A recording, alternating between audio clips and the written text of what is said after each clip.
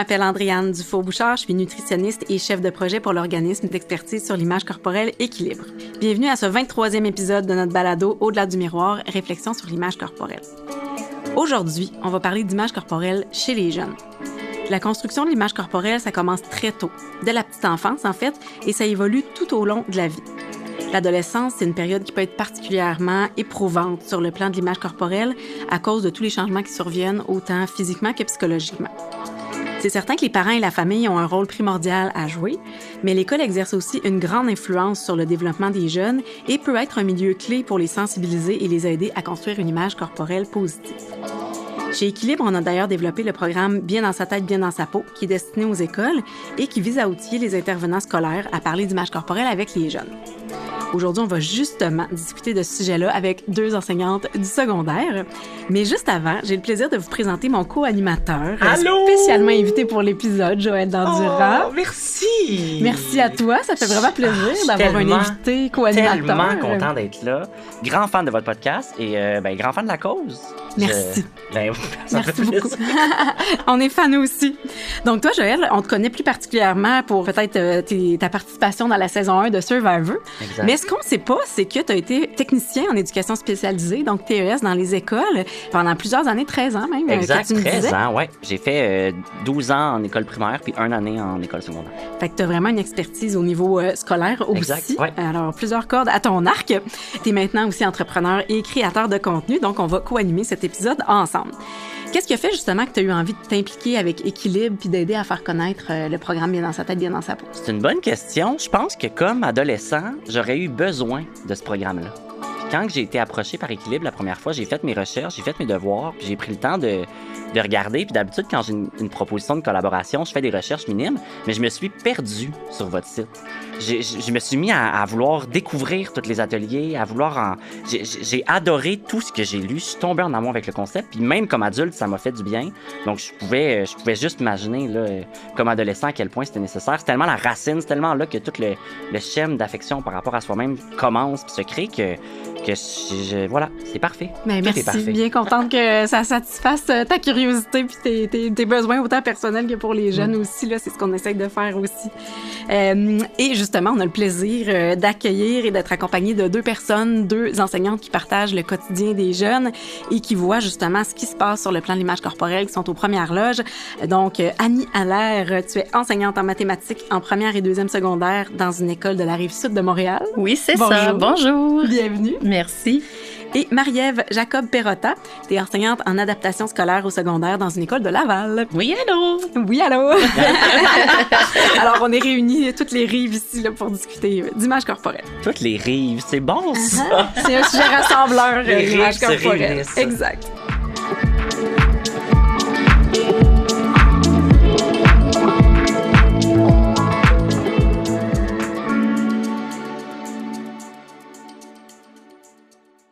Donc, selon les résultats de la plus récente enquête québécoise sur la santé des jeunes du secondaire, qui a été réalisée auprès de plus de 70 000 élèves quand même en 2022-2023, on voit qu'il y a 58 % des jeunes qui souhaiteraient avoir une silhouette différente, alors qu'il y a 10 ans, c'était 48 % des jeunes. Donc, on voit que c'est une tendance là, qui est en augmentation.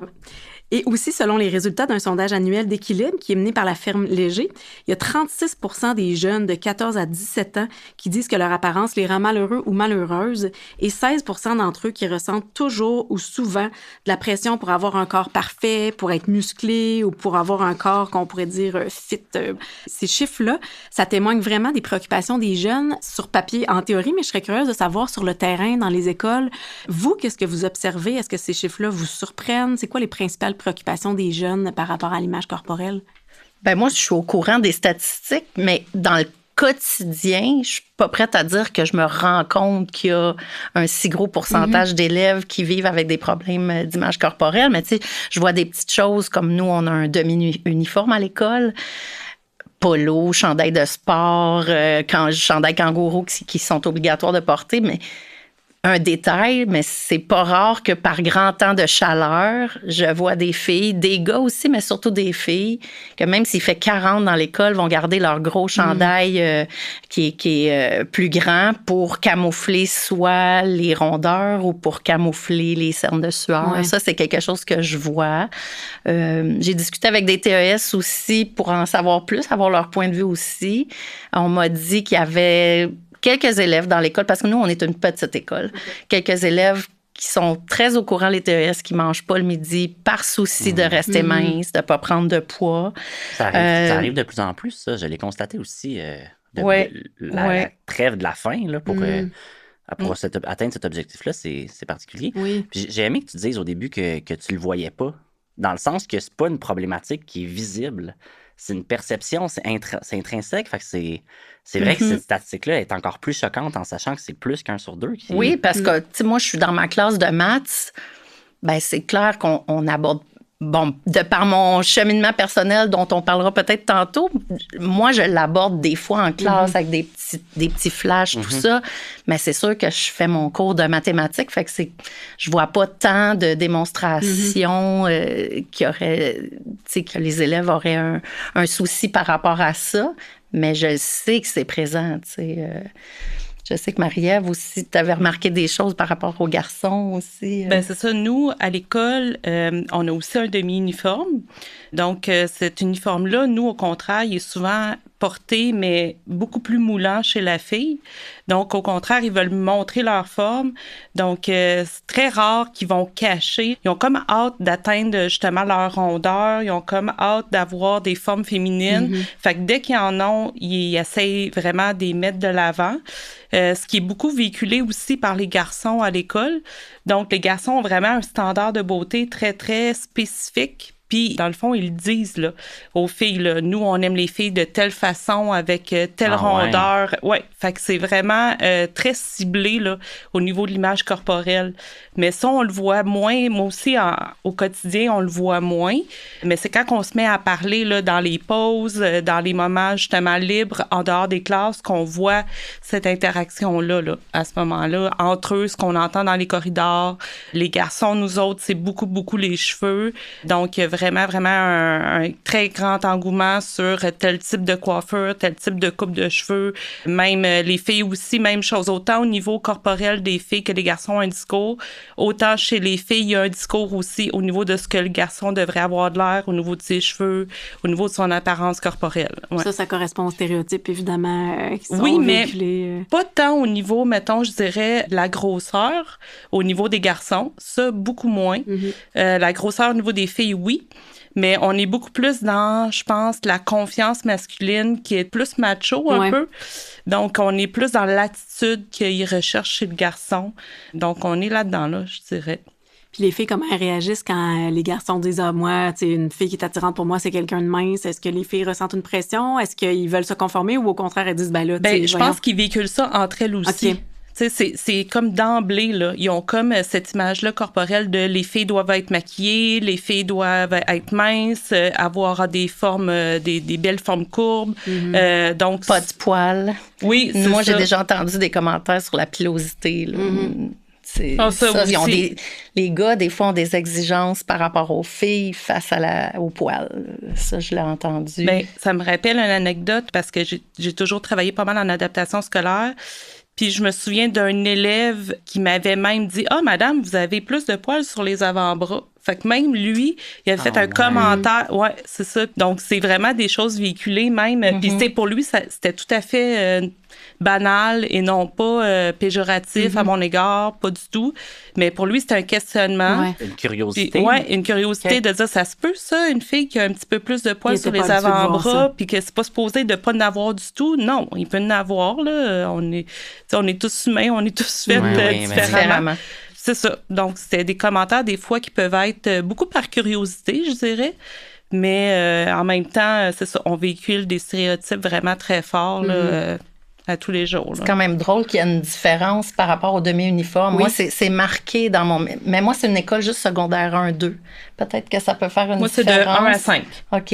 Ouais. Donc, Mais on entend moi, souvent que chaque milieu a sa réalité. Ouais, hein. c'est ça. Encore une fois, ça le prouve. C'est vraiment deux réalités similaires, mais deux mondes. Mais par contre, quand on fait des journées, disons, thématiques qui peuvent ne pas porter leur uniforme, là, la journée de la Terre ou peu importe, là, souvent, il y a plusieurs filles, disons, qui correspondent plus aux standards de beauté, qui vont aimer se dévoiler, justement. C'est le décolleté, chandail bédaine, comme s'ils se trouvaient de la valeur parce qu'elles correspondent aux standards qui sont véhiculés sur les réseaux sociaux, etc.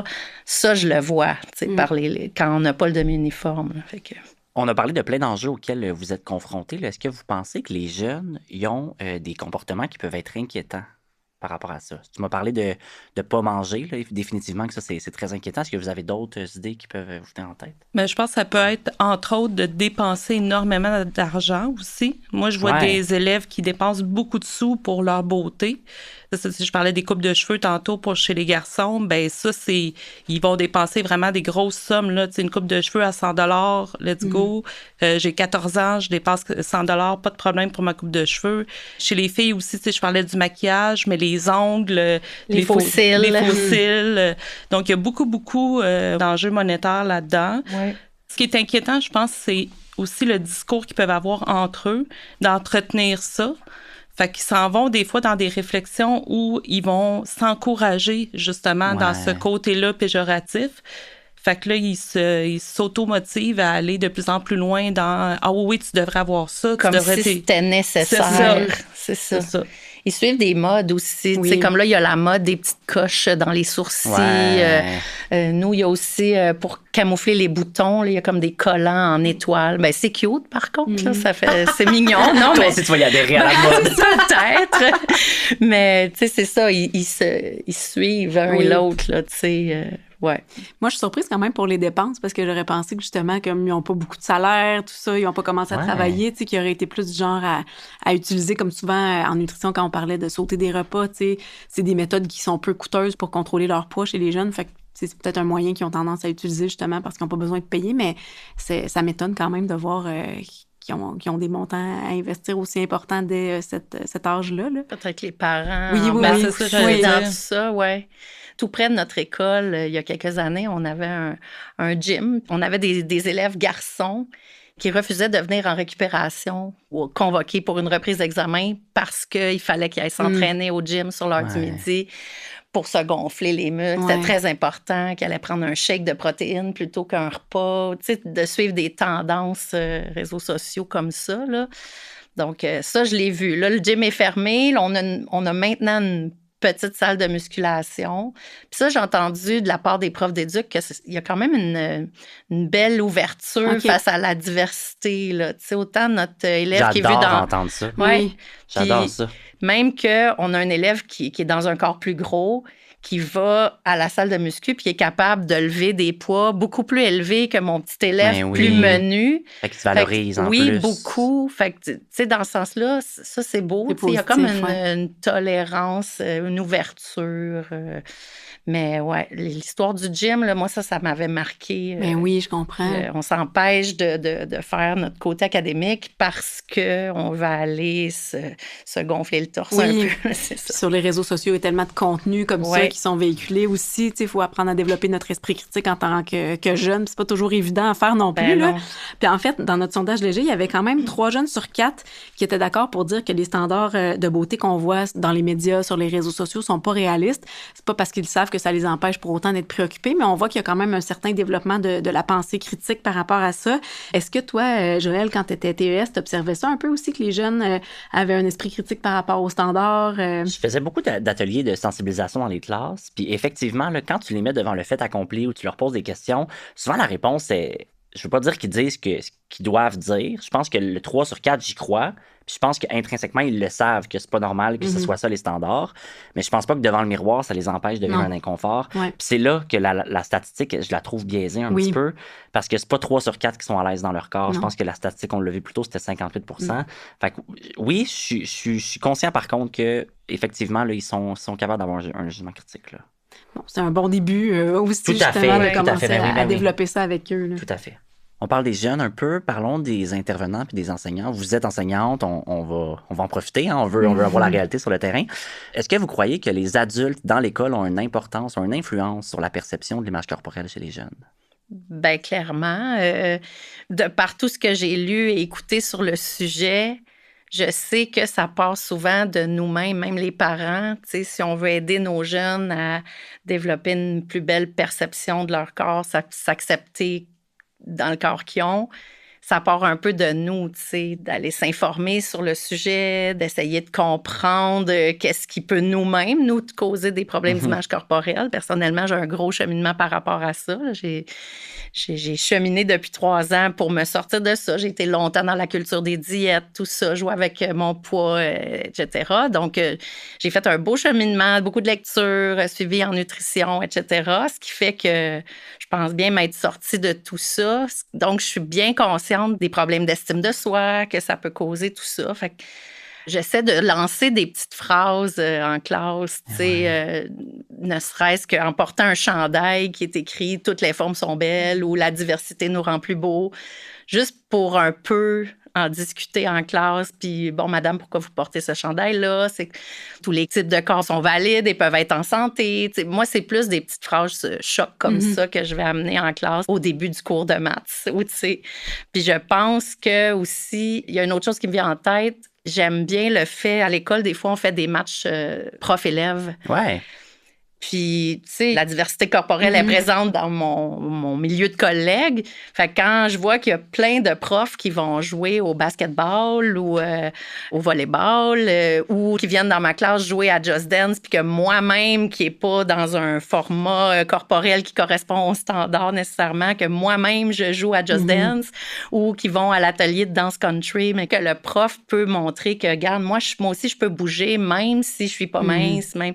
On peut être des modèles, mais il faut nous-mêmes, je pense, prendre conscience de nos biais, peut-être aussi qu'on a acquis avec le temps, avec la société grossophobe dans laquelle on vit, etc.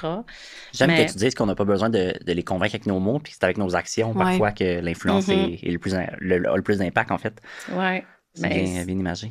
Mais moi, je trouve ça important, les activités où les profs participent aussi. Là, ça, c'est sûr que les jeunes observent puis se disent « Ah, mon Dieu, mais moi aussi, peut-être que je serais capable, peut-être que je pourrais faire ça. J'imaginais pas que cette personne-là, avec ce corps-là, pouvait faire ça. » Ça ouvre des portes à beaucoup de jeunes aussi, là. Chez nous aussi, je pense que c'est un peu comme Annie. L'enseignement, c'est général, c'est pas juste une matière. Fait qu'on enseigne aussi un peu la vie, on enseigne un peu les valeurs humaines. Fait que tout ça fait partie un peu pour moi de notre travail, de faire un beau modèle, de donner des belles images au cours de leur journée. Puis tantôt, on parlait des salles d'entraînement. Tu sais, nous, c'est ça, c'est secondaire 1 à 5. Puis on a une salle effectivement de musculation un petit peu plus élaborée, surtout pour le secondaire 4-5. Puis ce que ça permet, c'est que nous, c'est vraiment les enseignants en éducation physique qui sont là le midi. Et ce qu'ils veulent, c'est vraiment de dire, OK, bien, à partir, tu sais, mettons, secondaire 1, 2, 3, souvent, les jeunes, ils veulent se muscler, mais c'est pas le temps. Ouais. Parce que t'es trop jeune, puis ta musculature, puis ton corps est pas fait pour ça. Fait que souvent, les profs, ils vont dire, non, ça, je veux pas que tu fasses ça, parce que ça, c'est pas pour ta santé. Donc, c'est vraiment très tourné vers la santé, vers le bien-être du jeune, et non pas vers l'image. Ouais. Fait que ça, je trouve ça vraiment intéressant que ça soit amené comme ça. Oui, c'est bien, puis ça fait des ressources crédibles pour les jeunes aussi, d'avoir ton prof qui est là, qui est formé, qui a des bons messages, puis qui peut t'outiller à savoir quoi faire et quoi éviter. Là, c'est plus gagnant que, mettons, des influenceurs sur les réseaux sociaux qui vantent leur programme de musculation, par exemple. Là. Puis surtout de dire un corps, tu sais, je pense que c'est ça qui est important chez les jeunes qui comprennent, de ne pas le modifier pendant qu'il est en train déjà de se modifier tout seul.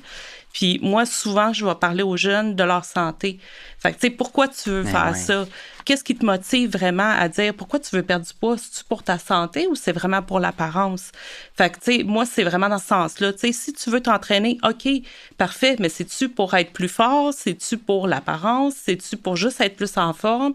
Tu sais, c'est les nuances du pourquoi, là. C'est des motivations qui sont plus intrinsèques aussi. Ils risquent plus de trouver des activités qu'ils aiment puis d'avoir envie de prolonger ça dans la vie. D'avoir du plaisir, puis oui. Oui, je trouve que, en tout cas, à mon école, les profs d'éducation physique ont une belle ouverture par rapport à ça. Tu sais, on est beaucoup moins dans la performance qu'avant. Là. C'est beaucoup plus de, justement, de développer l'envie d'avoir des saines habitudes de vie, bouger par plaisir, puis de garder ça longtemps. Je trouve aussi, il y a beaucoup de belles... je fais juste penser au milieu de la danse, tu sais, à la télé, là, il y a Révolution. Mon Dieu, qu'il y a de l'ouverture face à la diversité corporelle. Ma fille est dans ce milieu-là aussi, puis... Je trouve que, tu sais, autant l'école, mais aussi le milieu de la danse, je suis pas mal dedans parce que ma fille est danse compétitive, puis je trouve vraiment qu'il y a une belle ouverture. Puis les profs d'éducation physique aussi, c'est ça. Je trouve que ça a beaucoup évolué là, pour faire justement cheminer. Ce qu'on veut, c'est que tu aies des saines habitudes de vie pour ta santé. Puis ça veut pas dire que parce que tu vas rester dans un corps gros, que tu seras pas en santé. Bouge parce que tu aimes ton corps, pas parce que tu le détestes. C'est une phrase que j'aime vraiment beaucoup. Là.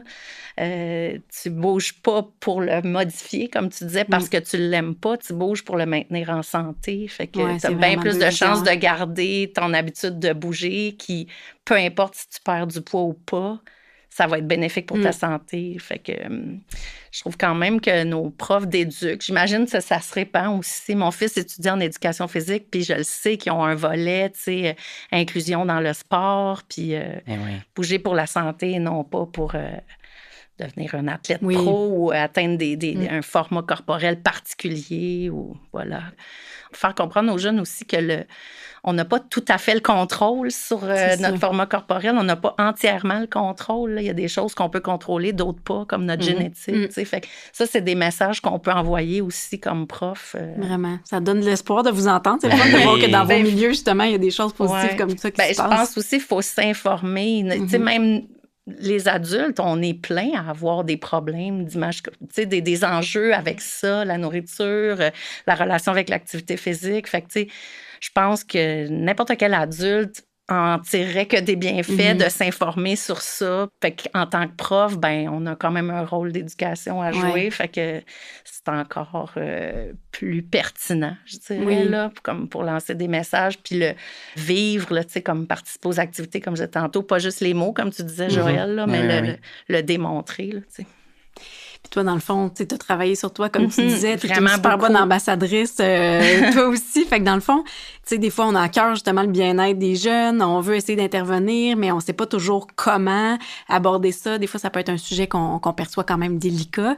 Vous autres, est-ce que vous avez toujours été à l'aise d'aborder ces sujets-là de l'image corporelle? Ou est-ce qu'au fil des années ou de l'expérience, tu sais, vous avez acquis une plus grande confiance? Comment ça s'est passé de votre côté? Bien, en fait, l'image corporelle, je pense que ça a toujours été un peu un enjeu là, pour moi aussi. Mais c'est de voir aussi comment on peut s'épanouir pour pas se faire emprisonner par tout ce qui est justement de l'extérieur, toutes les images qu'on nous bouscule dans la tête et dans le visuel. Comment amener ça? Bien, moi, j'ai toujours été hyper à l'aise de parler de ça avec les élèves, mes enfants, peu importe avec les jeunes. Pour moi, c'est vraiment ton bien-être mental qui prime. Fait que peu importe que ça soit au niveau de ton corps, au niveau, tu sais, pour moi, c'est la santé mentale. Donc, tout ça, on va en parler pour que tu ailles de mieux en mieux puis que tu te sentes bien dans ton corps et dans ta tête. Donc, c'est un peu l'approche que j'ai, moi, avec mes élèves ou avec les adolescents. Donc, c'est de voir comment ils peuvent, au quotidien, avoir quand même une belle... c'est une fierté qu'ils ont d'eux-mêmes de se regarder dans le miroir. Puis de le dire aussi, il y en a des journées que tu as le droit de te trouver plus moche. Puis il y en a des journées que tu le fileras pas, puis c'est correct. Ça fait partie de la vie. Mais au final, il faut quand même que tu développes une belle image de toi, puis que tu sois fier de toi globalement. T'sais.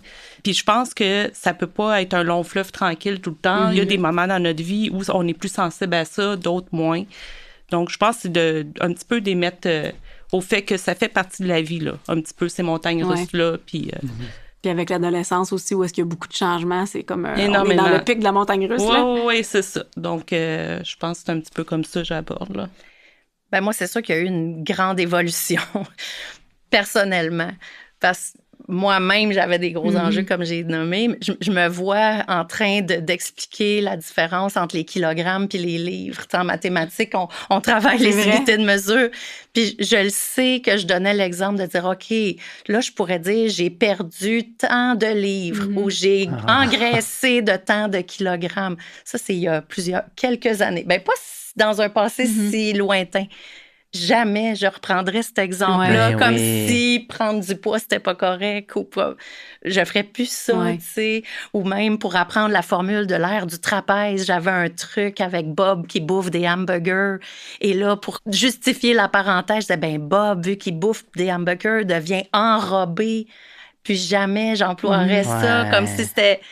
Puis avant, j'aurais été mal à l'aise d'employer le mot gros, tu sais, qu'un élève me dise « Ah, moi, je me trouve grosse, madame. » Ben avant, j'aurais dit « Ben non, t'es pas grosse. » Mais ça démontre bien l'impact de la sensibilisation. Tellement. Plus on est sensibilisé, plus on va améliorer notre vocabulaire et notre approche. Puis, t'es un bel exemple, tu as tellement grandi de croissance personnelle à travers tout ça, mais il y a des gens qui sont pas nécessairement sensibilisés par ça. Puis le fait que vous soyez sensibilisés dans votre milieu, ben, ça a une influence sur vos collègues. Vraiment. C'est super positif, là, tout ça. Parce que le mot gros, même entre eux, là, ils le perçoivent comme une insulte souvent. Ouais.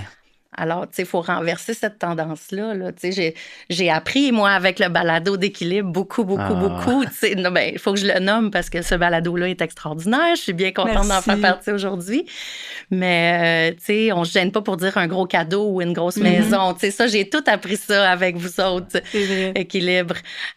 Donc, tu sais, si une élève ou ma fille qui me dirait « je me trouve grosse », ben là, c'est d'accueillir le « comment tu te sens », mais de dire, ben, tu sais, tous les types de corps sont valides. Tu peux être en santé dans un corps gros. C'est pas une insulte d'être gros, tu sais. Vive la diversité. J'ai vu quelque chose sur les réseaux sociaux cette semaine. Comparaison bizarre, mais les races de chiens, tu sais. Les races de chiens sont toutes différentes, mais sont toutes belles, sont toutes... c'est un peu la même chose. Il y a plein de formes corporelles. Fait que moi, oui, il y a une grosse évolution dans ma manière d'aborder les choses et dans mon aisance à en parler aussi. Parce que ça... c'est pas tous les collègues qui sont à l'aise aussi. Puis moi, il faut que je fasse attention à ça personnellement parce que moi, je suis rendue plus loin que d'autres. Il faut jamais que je sois dans le jugement, tu sais, par rapport à ça. Un autre collègue est peut-être pas aussi à l'aise que moi d'en parler, puis c'est correct aussi. Puis des fois, on s'en rend même pas compte, mais j'aime ça que tu donnes des exemples concrets aussi de choses que tu as faites que tu te dis, hey, là, je ferais plus ça maintenant parce que on le fait tous et toutes dans le fond. Là, il y a personne qui part avec des mauvaises intentions, puis souvent, ça se fait un peu à notre insu. Fait que, comme tu dis, d'observer un peu ce qu'on fait avec les apprentissages qu'on fait en cours de route aussi, ça permet de recadrer ses actions puis d'avoir encore une meilleure influence sur les jeunes. Là. Puis, tu sais, moi, j'aime beaucoup, moi, j'aime beaucoup, Annie, aussi, ce que tu dis par rapport à nommer les choses telles qu'elles sont pour vrai. Parce que si effectivement la personne, tu sais, s'il y a un de mes jeunes que oui, il est un petit peu plus gros, puis que oui, il a un ventre, ben on va pas le nier, on va pas le cacher. Ça fait partie de sa réalité. Ben c'est de dire qu'est-ce qu'on fait avec ça après. Toi, comment tu te sens avec ça? Puis qu'est-ce qu'on peut faire avec ça pour que tu te sentes bien, tu sais? Fait que c'est pas des cachets à tout prix, c'est pas des enlever à tout prix, c'est pas ça, là, l'objectif, tu sais. Fait que, ouais, moi, ça me parle beaucoup de parler vrai, là. Puis c'est vrai que le poids, tu sais, quand on parle un peu des impacts de faire des commentaires sur le poids, toutes les problématiques associées à l'image corporelle, des fois, on peut avoir comme l'impression que ça devient un sujet tabou, puis que là, on sait plus trop si on en parle ou pas, mais dans le fond, l'idée, c'est de réfléchir à quand en parler, puis comment en parler. Est-ce que c'est la place ou non, tu sais, puis c'est pas un sujet tabou, ça peut être abordé de différentes façons, en expliquant justement, comme tu disais, Annie, tous les facteurs qui influencent le poids sur lesquels on n'a pas nécessairement le contrôle, en essayant de développer des habitudes de vie, tu sais, qui nous font plaisir sans nécessairement toujours les associer au poids. Ça peut permettre justement de déconstruire certaines croyances, comme le mot gros dont tu parlais aussi. Tu sais, on essaie d'enlever toute la connotation péjorative, tous les préjugés, puis juste se réapproprier ce qualificatif-là comme un descriptif. T'es grand, t'es gros, t'es blond, t'es brun, peu importe. Tu sais. Mais il y a du travail d'éducation à faire aussi, autant chez les jeunes que dans la société en général. Là-dessus, là. Je suis quand même curieux, tu parlais de trucs concrets là, dans les classes. Est-ce que vous en avez pour être capable de parler de ces sujets-là qui semblent être tabous là, de l'extérieur? C'est sûr que moi, je sais pas comment je ferais là, pour aborder une classe nécessairement. Là. Ben moi, c'est sûr que dans mon contexte de mathématiques, il y a peu de... Mais moi, c'est beaucoup je l'ai dit tantôt, j'ai des chandails avec des petites phrases choc. Je me suis fait tatouer. Toutes les formes sont belles sur l'avant-bras. Il est très beau, ton Merci, tatou, je le vois. je Là. l'adore. Fait qu'on inviterait tous les enseignants de secondaire du Québec à se faire tatouer ça sur l'avant-bras. Ou on pourrait vendre des petits collants là, qu'on met tout en début d'année.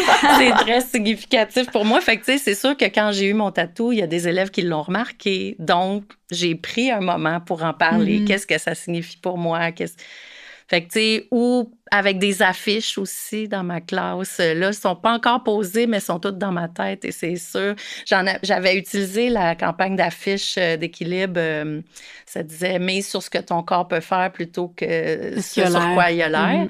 Je les avais disposées un peu partout dans l'école. Je te dirais qu'il y en a qui ont disparu dans les corridors parce que, bon, il y a du roulement, mais aux portes des vestiaires dans les gymnases. Qui est un endroit, c'est ça, c'est très clé comme emplacement. Là. Fait que ça, je suis vraiment contente. Fait que c'est des petits flashs comme ça.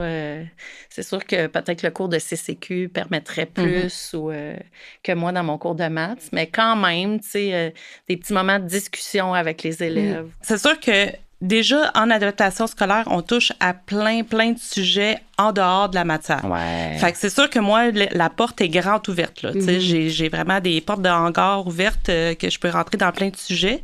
Puis on prend un temps, justement, en début de période. OK, aujourd'hui, vous voulez parler de ça, on prend un 10-15 minutes, c'est bon, on en jase, on embrasse ou parle les commentaires aussi, des fois, des autres élèves. Tu sais, justement, s'il y a un élève qui se fait traiter de gros, attends, on va le reprendre.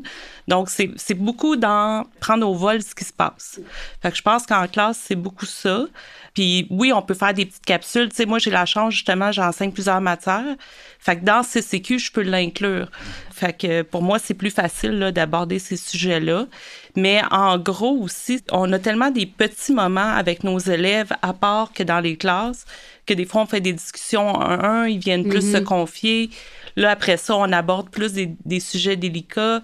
Tu sais, moi, au niveau de l'apparence, tu sais, quand tu parlais au début du podcast, des hoodies qui portent lousse et tout ça, moi, c'était beaucoup, mettons, si les filles ont des fortes poitrines. Puis là, ils veulent pas nécessairement, sont mal à l'aise avec une forte poitrine. Fait que là, ils veulent pas montrer qu'ils en ont trop. Donc là, ils vont se mettre des chandails beaucoup plus lousses pour justement que ça soit moins apparent.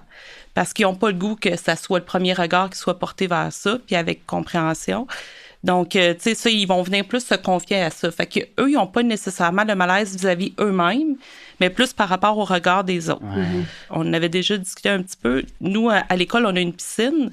Fait que ça aussi, là, ça confronte beaucoup les jeunes au niveau de leur corps. Tu sais, autant les garçons que les filles. Là. Tu t'exposes. Donc, tu t'exposes complètement. On a le droit, par contre, de porter des t-shirts, des shirts par-dessus notre maillot de bain. Fait que ça permet justement une aisance un peu plus... Est-ce qu'il y en a beaucoup qui le font? Étonnamment, pas tant que ça. Okay. C'est ça. Étonnamment, il y a quand même... beaucoup s'assument en maillot de bain. Puis je suis curieuse, est-ce que ceux qui le font se font juger par les la même autres? J'ai tout posé la même question. Non, pas du tout. Okay. Pas du tout, parce que je pense que ils s'habillent de cette façon-là. Tu sais, je dirais que les jeunes qui s'en vont vraiment à la piscine faire leur cours d'éducation physique, tout le monde s'assume pas mal. C'est plus, il y a beaucoup de jeunes qui veulent manquer leur cours. Fait que c'est plus l'absentéiste qui va témoigner du malaise. Fait que c'est pas tant dans le cours que justement l'absentéisme.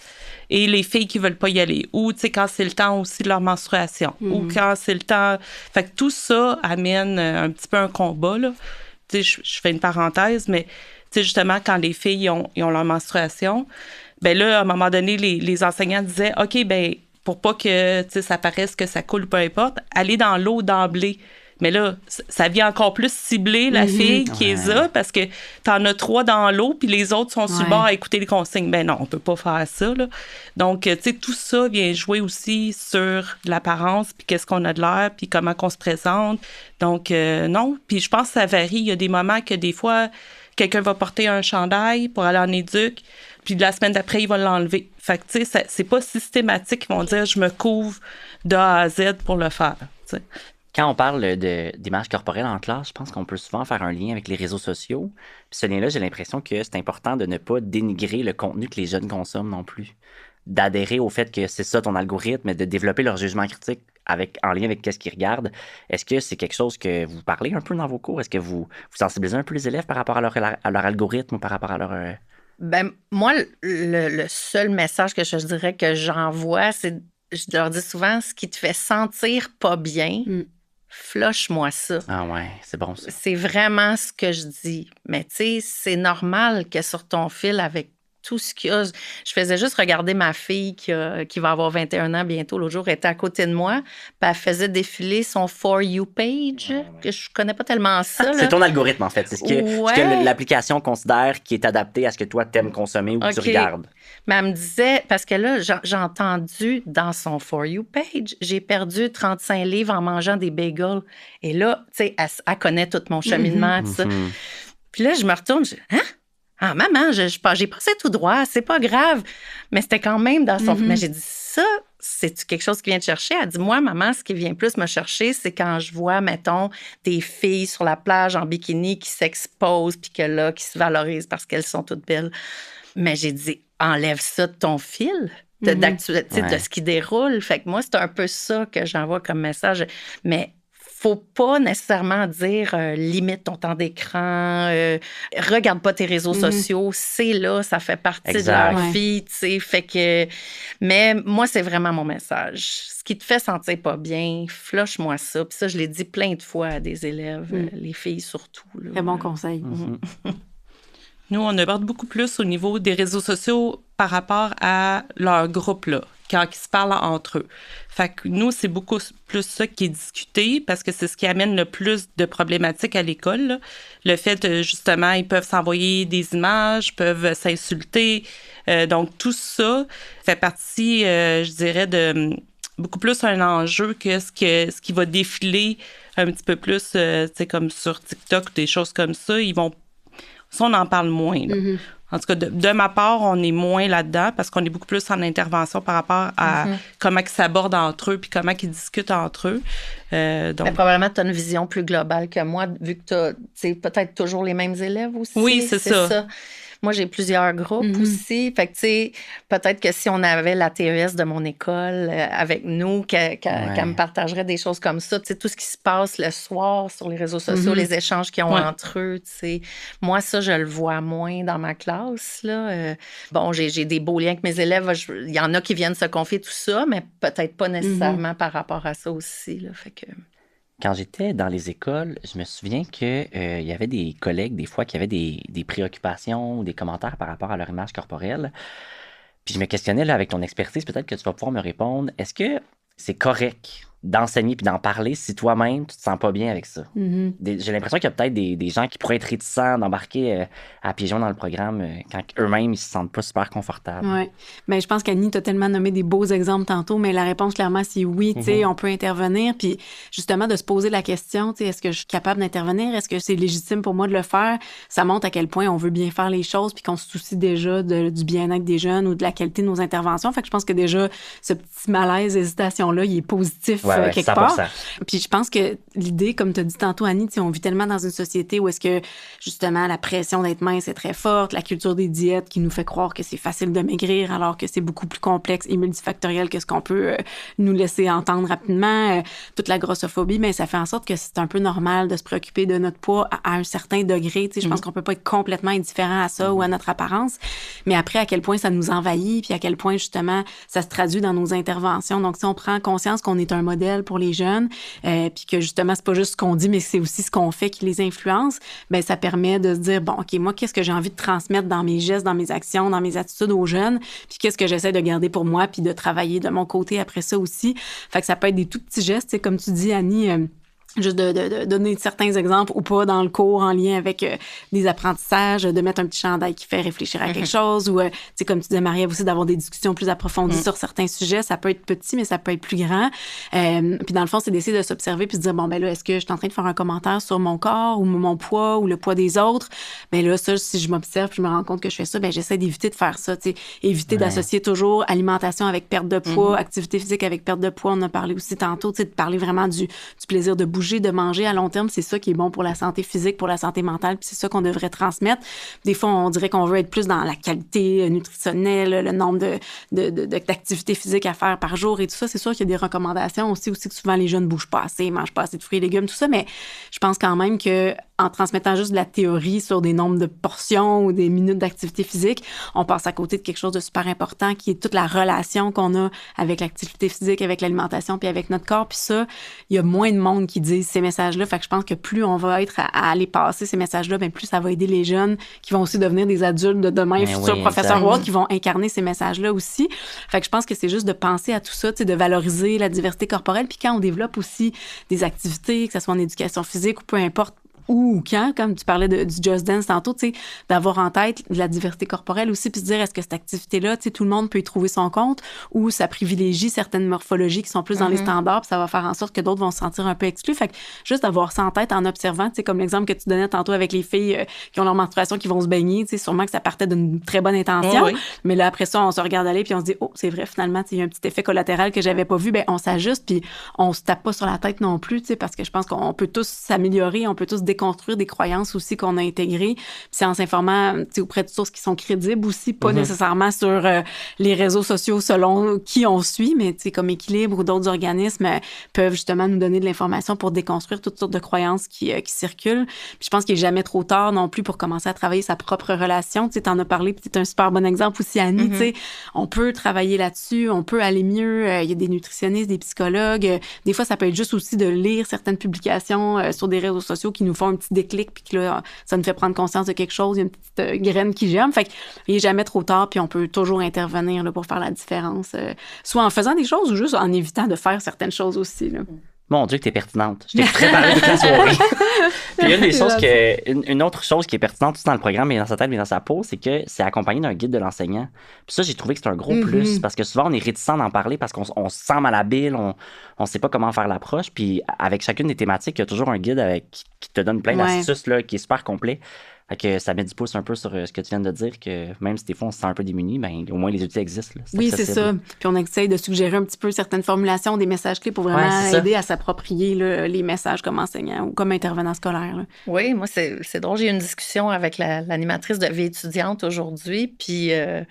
puis qui, pour tout plein de raisons, a été en arrêt cette année de travail, mais là, elle est de retour, tu sais, puis je lui disais que je m'en venais faire un balado ce soir, donc j'ai parlé du sujet nécessairement, puis elle me dit, ben moi, dans le cadre de mes tâches d'animatrice de vie étudiante, là, elle dit, si c'est pas en classe qu'on le fait, on pourrait peut-être faire des ateliers sur l'heure du midi, donc moi, ça m'a réjoui, là, fait que pour l'an prochain, tu sais, peut-être...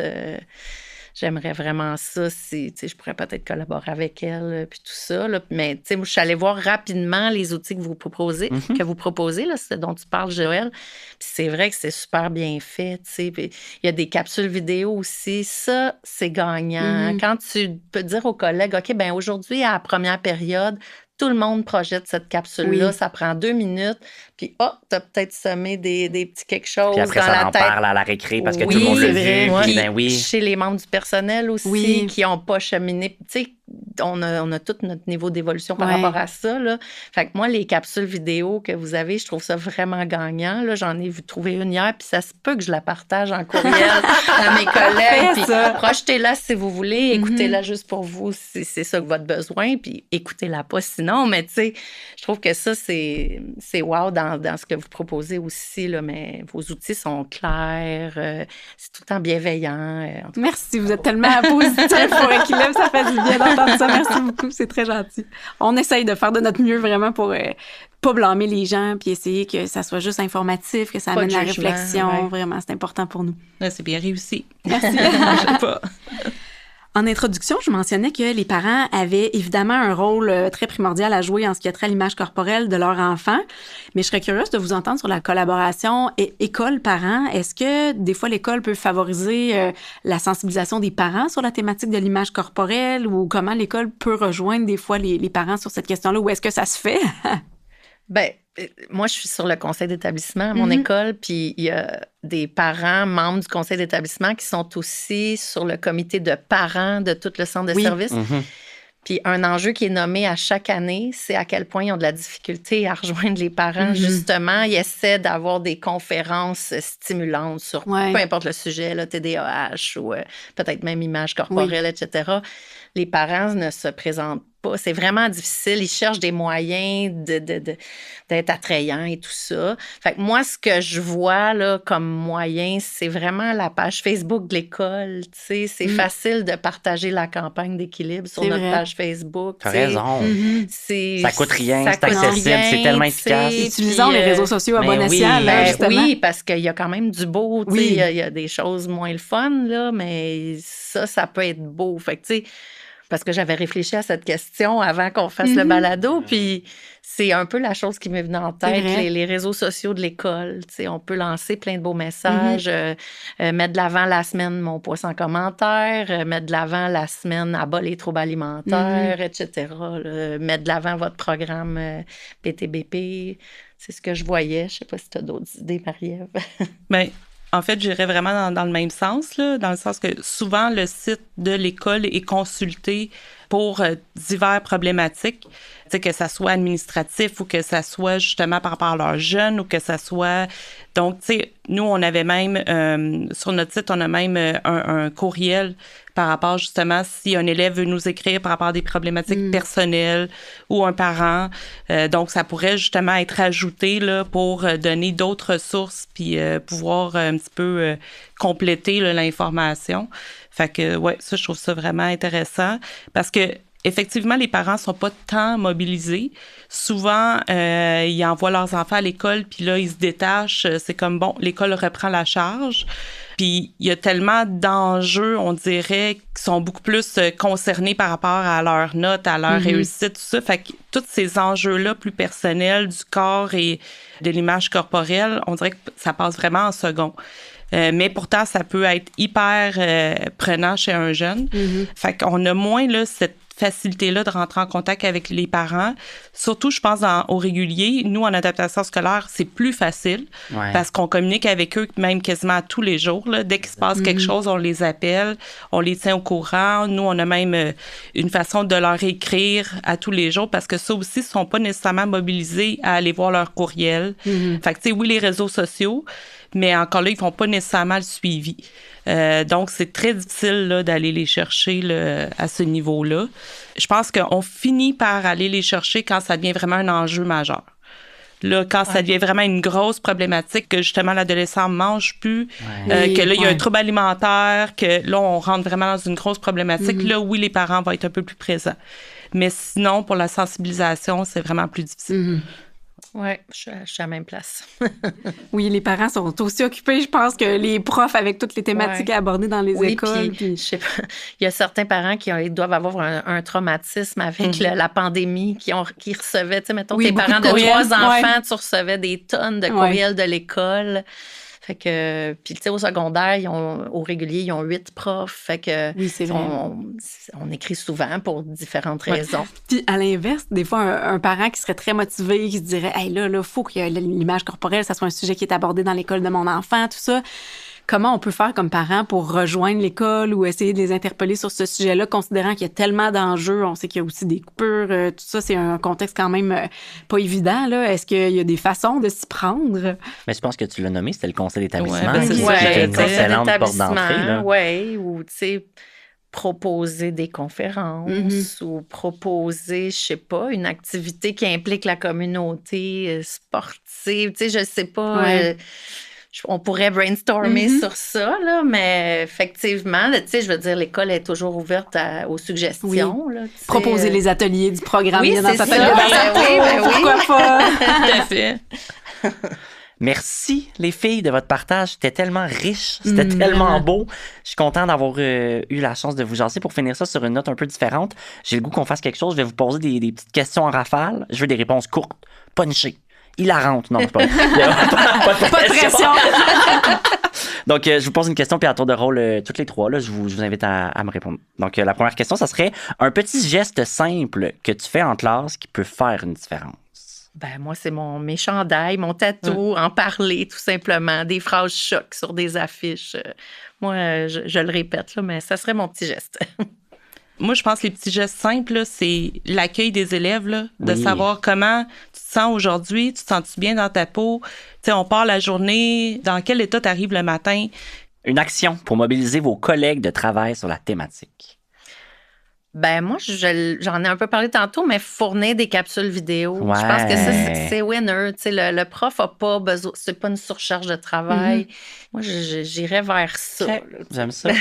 Ben, moi, je m'en vais dans le côté des professionnels à l'école où on a beaucoup, tu sais, mettons les psychoéducateurs, tout ça, qui vont d'emblée proposer des fois des programmes. C'est ça. Donc, ça fait partie, tu sais, un petit peu comme dans les enseignants de CCQ qu'il faut qu'ils parlent justement de certains sujets comme ça. Donc, qu'on pourrait intégrer facilement, puis on en parle quand on a des assemblées générales, on parle de ce sujet-là aussi. Donc, c'est des petites thématiques comme ça qu'on aborde là, en grand groupe, tout le monde ensemble à l'école. Si vous aviez une seule phrase que vous voudriez que les élèves là, retiennent pour toute la vie, ce serait quoi? Moi, il y en a plein des phrases. J'ai une ardoise chez nous, puis je la change à chaque semaine. Mais une que j'aime beaucoup, c'est ta valeur en tant que personne ne se trouve pas dans ton apparence. Réfléchis à ça. Moi, je pense que ce serait ma préférée. Là. J'adore. Ouais.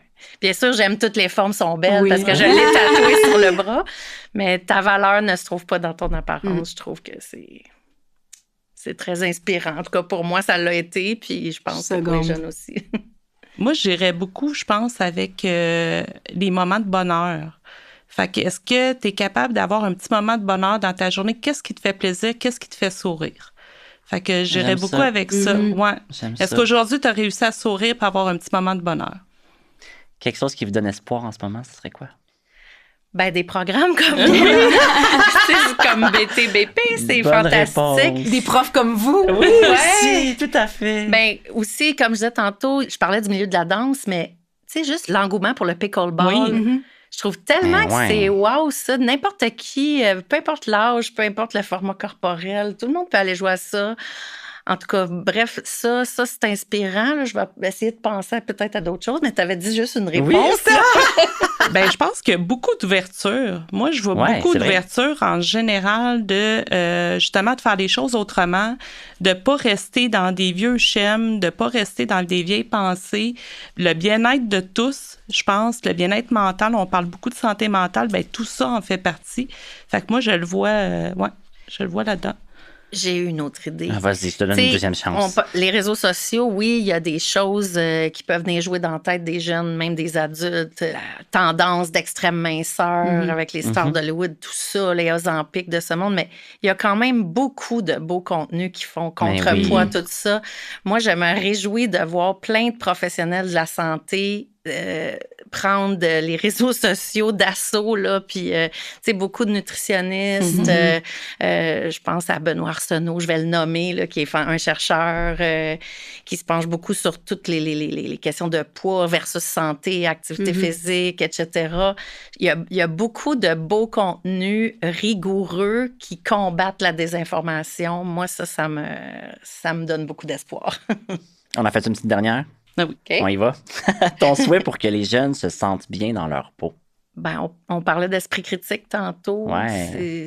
Ça tourne beaucoup alentour de ça, tu sais, qui apprennent à développer l'esprit critique, qui mettent de côté ce qui les fait sentir mal. Je pense d'avoir le droit à l'erreur. Je pense que c'est beaucoup ça. Donc, c'est de se permettre de dire, oui, ça se peut que je me juge un peu plus certains jours, puis que d'autres journées, non. Puis c'est d'amener, au final, justement, de pouvoir en parler puis en discuter de comment on se sent. Bravo! Bravo! Très beau message. Merci tellement de l'invitation. Moi, le balado au-delà du miroir, c'est quelque chose qui m'a beaucoup aidée.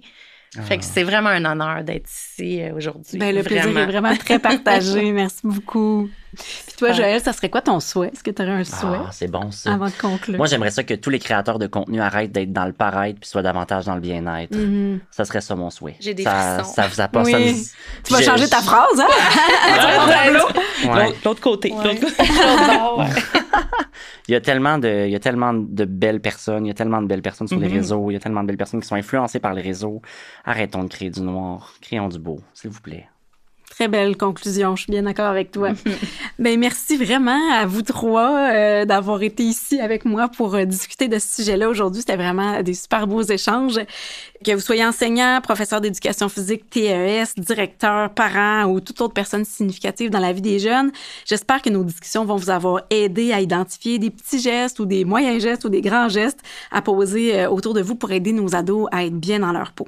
Puis, dans le fond, c'est important de se rappeler que tout le monde peut vraiment faire la différence dans la vie des jeunes par des tout petites choses, mais contribuer dans le fond à ce qu'ils développent une relation positive avec eux-mêmes, qu'ils aient envie de prendre soin de leur corps, qu'ils respectent le corps des autres aussi. Donc tout ça, ça contribue à créer une société qui est plus inclusive, qui est mieux dans sa tête, mieux dans sa peau. Joël, est-ce que tu avais envie d'ajouter quelque chose avant de terminer? Je vais vous faire une parenthèse là, sur quelque chose. C'est un enseignant qui m'avait dit ça au secondaire, puis je m'en souviens encore. Puis on parlait d'image corporelle déjà, tu sais, à l'époque, puis il me disait que les chevals, ils peuvent pas être des zèbres. Puis ça, là, ça m'a marqué, bon. là. Wow. Ils ont beau faire ce qu'ils... C'est plus beau un zèbre, là. C'est magnifique un zèbre, mais c'est pas des zèbres. Arrêtons de vouloir être des zèbres. Nous sommes de beaux chevaux. Ça va être ça. Wow. Je trouve que les chevaux sont aussi beaux que les zèbres. C'est magnifique, mais t'as full raison, là. Je dénigre pas les chevaux ici. Voilà. C'est vrai. Mais si le sujet vous a interpellé, que vous avez envie d'en savoir plus sur le programme Bien dans sa tête, bien dans sa peau d'Équilibre, vous pouvez trouver tous les ateliers sur équilibre.ca/BTBP. Il y a aussi toutes sortes d'outils qui sont gratuits. Le programme est gratuit aussi pour les intervenants sur le site web d'Équilibre, équilibre.ca, dans la section intervenants et adolescence. S'il y a des parents qui nous écoutent aussi, vous pouvez écouter les épisodes du balado. On a des billets de blog pour justement savoir un peu comment aborder le sujet de l'image corporelle avec les jeunes, comment être des meilleurs modèles, comment nous-mêmes réfléchir des fois aux croyances ou aux comportements qu'on peut avoir par rapport à notre corps. Si vous avez envie d'en apprendre plus sur tout ce qui touche à la relation avec le corps, la nourriture et l'activité physique, suivez-nous sur les réseaux sociaux Instagram et Facebook à Groupe Équilibre. Merci à Virage Sonore pour l'enregistrement, le montage, le mixage et la composition musicale du balado.